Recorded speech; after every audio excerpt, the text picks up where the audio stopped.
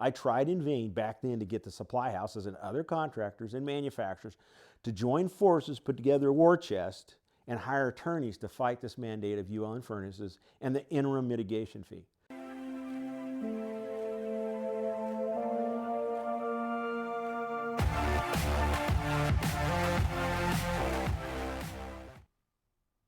Ultra low NOx furnaces. What are they?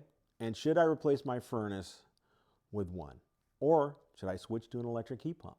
Hi, I'm Mitch Bailey, and in this video, I'm going to help you answer these questions. Unless you have been living under a rock, you have heard about the push to get rid of everything that uses fossil fuels in California. This is the push to electrification for the state. The goal is to reduce and eventually eliminate the pollution and carbon output from fossil fuel appliances and vehicles in the state. California's lofty, however in my opinion misplaced goal is to completely ban gas furnaces, gas water heaters, and gas stoves by 2030. In addition to appliances, they plan on banning gas cars sold in California by 2035. However, you might not know that for many in California, a change has already taken place. Depending on where you live in the state of California, you have no choice but to replace your furnace with an ultra-low NOx or ULN furnace. Let me explain what a ULN furnace is, the reasoning that brought us this ultra-low NOx furnaces, the science behind the regulations, where this science is misleading, where it all goes wrong, and despite all of this, the actual reason that I recommend that you not purchase a ULN furnace and instead make the switch to a heat pump. Prior to 2018, there was no such thing as an ultra-low NOx furnace. They didn't exist. So why do we need them, and how did this come about? For this, we have to go back to 1978 when the California South Coast Air Quality Management District, or SCA, adopted Rule 1111. Almost 3 decades later, in 2005, the San Joaquin Valley Air Pollution Control District, or SJV, adopted their own Rule 4905. Both of these rules establish a mandate to reduce the quantity of nitrogen oxides emitted by gas furnaces from 40 nanograms per joule to 14 nanograms per joule, a 65% reduction of NOx. You see, nitrogen oxides, or NOx, is produced when we burn fossil fuels. Cars, furnaces, water heaters, and gas stoves all create NOx. That's as a byproduct of combustion. This NOx that we put in the air combines with volatile organic compounds, or VOCs, to become smog. In turn, the UV light from sunlight reacts with that smog to create ground level ozone. The higher the concentration of NOx and VOCs combined with higher summer temperatures and extended daylight hours facilitate the creation of greater and greater concentrations of ground level ozone. Ground level ozone is a carcinogen, and so the EPA has set a maximum level of 70 parts per billion to eliminate the adverse health effects. However, each year, the level of ozone in these areas served by SCA and SJV exceeds the 70 parts per billion. These areas are in the Central Valley and the LA Basin, have a reoccurring weather phenomenon that develops on a regular basis. Topography plays an important role, along with the moderate weather that California is blessed with. This weather phenomenon is called an inversion layer. In the summer months, the Central Valley and the LA Basin, which are surrounded by mountains, develop an inversion layer with warmer air at higher altitudes and cooler air at ground level. This inversion layer holds in all the pollutants in the air like a lid on a pot. This does not change unless a low front moves through with winds to mix the upper with the lower layer and thus blowing out all the smog. When higher pressure sits over California, the inversion layer forms and holds this smog mixture at ground level and concentrate it, thus occasionally exceeding the 70 parts per billion. This happens several days a year. Let me use this beaker and some cold and hot water to demonstrate this for you. Cold water mixes down there. We'll put a layer of cold water in at the bottom.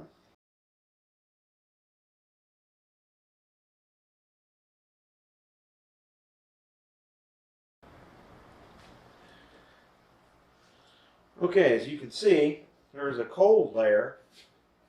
That's the inversion layer. The water above, this is the warm air above, this would be the cold air below.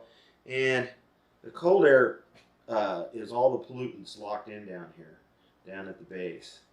While up here we have all warmer air, and this inversion layer holds all this down because it's colder air at the bottom.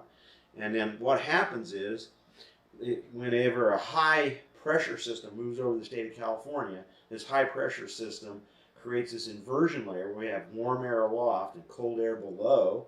The cold air below then just sits there, and all the smog and all the pollutants just continues to concentrate and just remain there, and it gets worse and worse over time.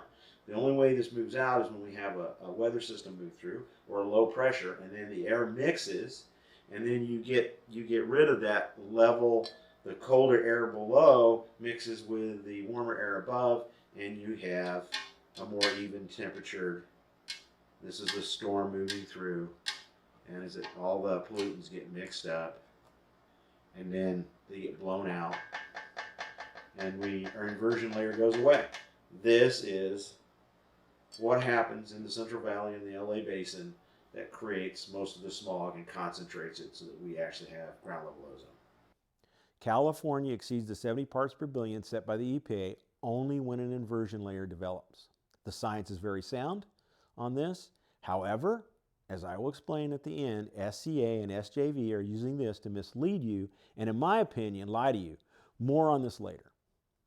So in 2015, both SCA and SJV mandated that the manufacturer build a furnace that reduced the current allowable levels of NOx by 65%. This is how the ULN furnace came about. Because no such furnace currently existed, they gave manufacturers 4 years to build such a furnace. In the interim, heating and air contractors like myself were allowed to continue installing standard furnaces and pay a mitigation fee for homes in the SCA or SJV territories. However, these air districts put a hard date to completely ban standard furnaces, October 2019 for SCA and April 2020 for SJV, after which they would no longer allow a standard furnace to be set and pay a mitigation fee. They required all furnaces that are replaced be ULN in these districts. Subsequently, the manufacturers dutifully complied and designed ULN furnaces, or at least a few did. Many brands, instead of developing their own, bought their design from other manufacturers. In 2018, the first few pilot furnaces were being installed. These were installed in homes and being tested. That's when I began to hear the stories from the contractors installing them. These contractors were saying that the new units were having multiple problems. About the same time as I was hearing these stories, I attended training on the upcoming release of these new furnaces. And after that training, I could easily see problems with them myself. At the trainings, I learned that these ULN furnaces had a narrow band that the gas pressure had to be set to, and while standard furnaces have a much wider band of pressure. What makes this bad is the fact that if the gas line going to the furnace is not sized adequately, problems will arise when the furnace is running and the water heater or the gas stove is running at the same time. The gas pressure could drop on these other appliances and drop the gas pressure out to that narrow band or range that it needs to be operated in. In addition, the design requires a burner chamber that is sealed with the flames from the burners not visible to the technician. This removes one of the greatest indicators used for us to determine when a furnace might have a cracked heat exchanger. Not having this ability to visually monitor the flame, in my opinion, can be potentially dangerous for you, the customer. And finally, since this was first generation and not a tried and true technology, combined with all the stories I heard about them, I made the decision not to set ULN furnaces. We advise our customers to install a heat pump when it comes time to replace their system. Unfortunately, I am talking from experience about the problems with ultra-low NOx. Even though we advise our customers to stay away from ultra-low NOx does not mean that all customers took my advice. Being in business means that we would do what the customer desires, and in some cases this meant installing a ULN furnace. Every ULN furnace we installed has had some problems. The biggest problem is how low we have to dial that gas pressure down to mitigate a harmonic sound that these furnaces would make when operating. Are you ready? Okay, here's a short video of what it sounds like. Focus in on it, focus in.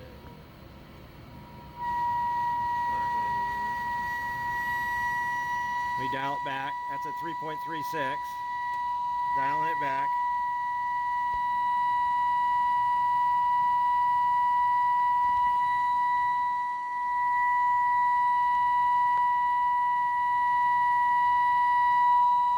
My gas pressure here is running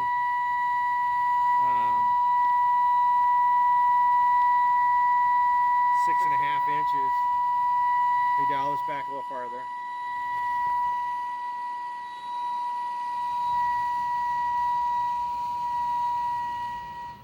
Okay, that went away. Wow, that is loud. Let me. As you can see, it is deafening and sounds like a smoke alarm going off. But that is not all. After adjusting the gas pressure to eliminate the sound, we've been finding that the efficiency of these furnaces are no longer within specifications. The efficiency drops from an 80% down to around 66%. That means that the customer is now wasting 34 cents on every dollar that they spend for heat. This loss of efficiency alone should keep you from setting an ultra-low NOx furnace and switch instead to a heat pump. Okay, speaking of efficiency, furnaces come in several efficiencies, 80% being standard and 90 plus, the high efficiency version, with the higher efficiency between 92 and 98% depending on the model and the brand. However, the majority of standard and ULN furnaces that are set and are installed are 80%. So I would estimate better than 3/4 of the units today are 80%ers. This percentage, 80 or 90 plus, is based on an AFU rating, or annual fuel utilization efficiency. Basically, it is just as it is stated. With an 80% furnace, every dollar you spend on heat, 80 cents of that dollar is delivered into the home, while the other 20 cents of the heat is exhausted out through the flue. While a 95% furnace only weighs 5 cents through the flue. Because some furnaces are only a couple of percentages off from 100%, you might think that they can be very economical to run. However, a heat pump is actually cheaper to run at today's prices for natural gas compared to today's for a heat pump at today's electric rates. Before I go any further, allow me to explain what a heat pump is and how it works. Simply stated, a heat pump is your air conditioner working in reverse. Air conditioners absorb heat from the air inside of the home and rejects that heat outside. We call this the refrigeration cycle. The refrigeration cycle uses a refrigerant to absorb the heat from the air inside the home as it passes through the indoor coil. The refrigerant evaporates into a vapor in this coil, and during this evaporation, it absorbs heat out of the air. The vapor refrigerant is then pumped to the outside coil where it is condensed back into a liquid, down into a liquid from a vapor. And as the refrigerant changes from a gas to a liquid in the outside coil, it rejects that heat that was absorbed from the air inside the home into the air outside. The prime difference between an air conditioner and heat pump is that a heat pump has a reversing valve. The reversing valve changes the direction that the refrigerant flows so that the heat is absorbed from the outside air as it evaporates inside the outside coil and then is pumped back to the inside coil where the refrigerant condenses back into a liquid and rejects the heat it just absorbed from the outside air into the air inside the home.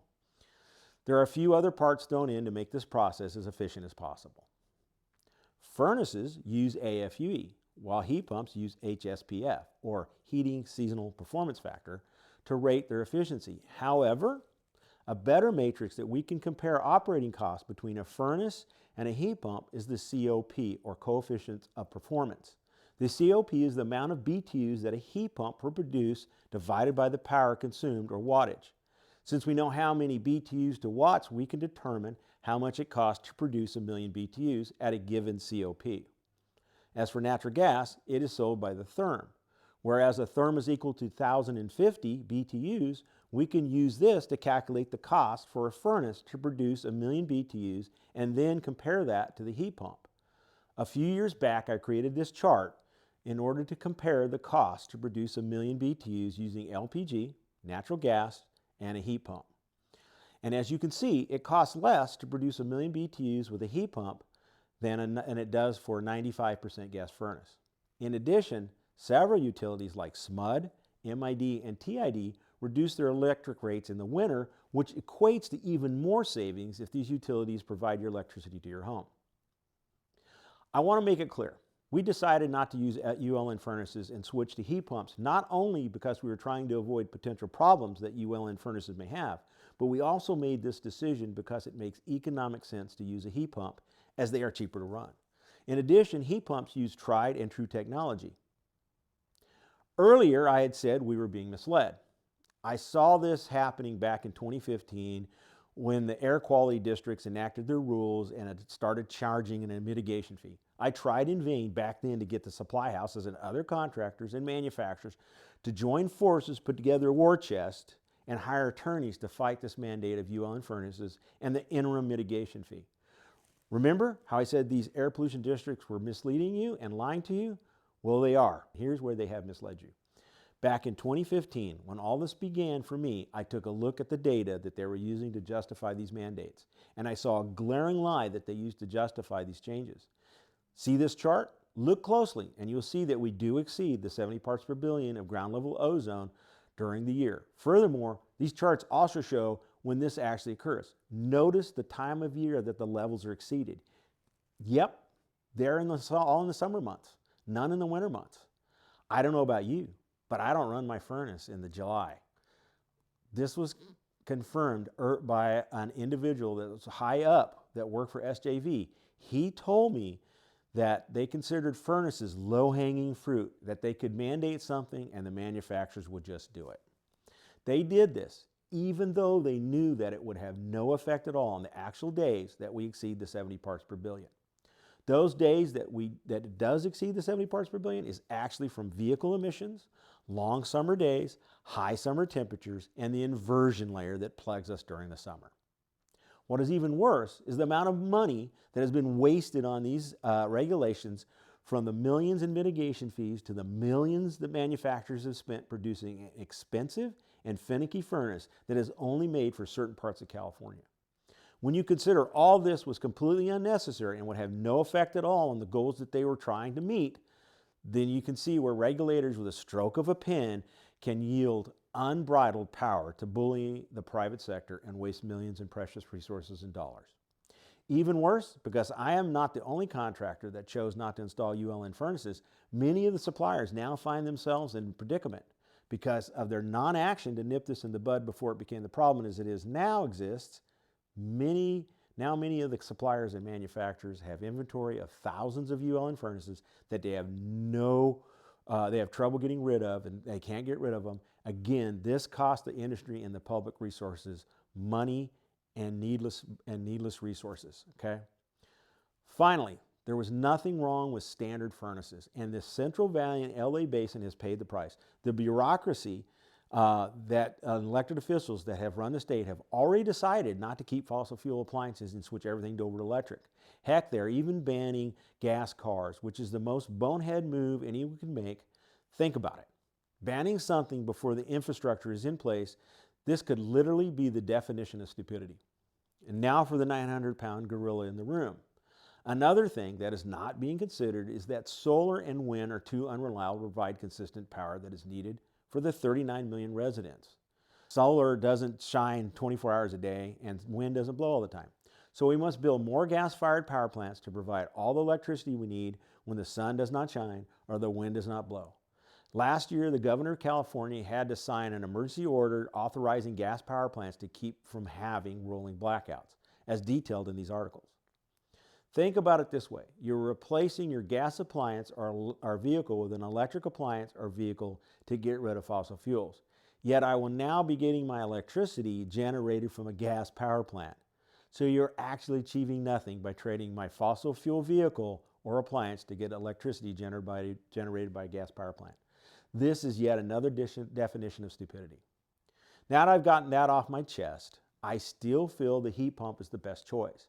However, I think you should also consider dual fuel. In some cases, I recommend that customers keep their existing furnace and replace only the coil and the outdoor unit with a heat pump. This is the best of both worlds. You use the heat pump most of the time to heat the home, and on the coldest nights, you can use the furnace as backup. This minimizes the use of gas to heat your home, satisfying the reduction in NOx and carbon pollution, in addition to costing less to run. The only drawback to this is that they are not a matched system that will get you energy rebates or tax credits, as this combination will only be standard efficiency and not high efficiency. However, if your existing furnace is old, it would be better to switch out the complete system from natural gas to heat pump In short, heat pumps have been around for decades and are quite efficient. They're definitely a better choice over an ultra low NOx furnace. All right, I hope you found this video informative and you learned enough to make a proper decision on replacing your system with a heat pump that will make you comfortable while also saving you money. If you enjoyed this video, please hit the like and subscribe, and thanks for watching.